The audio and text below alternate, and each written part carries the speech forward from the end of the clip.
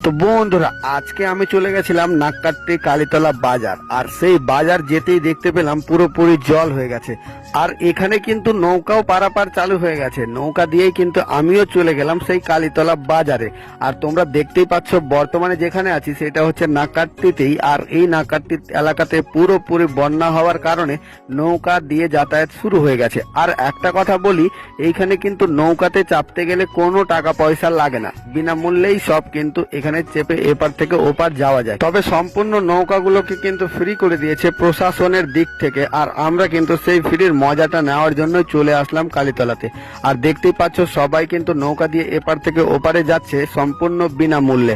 আর তোমরা কারা এসেছো অবশ্যই কমেন্টে জানাতে ভুলবে না। আর বর্তমানে যেটা জায়গা দেখতে পাচ্ছ এটা হচ্ছে কালীতলা যাওয়ার রাস্তা। আর এখানে দেখতেই পাচ্ছ কিন্তু পুলিশও দাঁড়িয়ে আছে আমাদেরকে দেখার জন্য, দেখাশোনা করার জন্য, যেন কোনো গোলমালটা না হয়। তবে এই কথাটা তো সত্যি, ফ্রিতে যতই নৌকা দিয়ে যাতায়াত শুরু হয়ে যাক না কেন, রাস্তার মতো মজাটা কিন্তু নেই। আর দেখতেই পাচ্ছ কত লোক কিন্তু অসুবিধার জন্য এই নৌকা দিয়ে পারাপার হচ্ছে।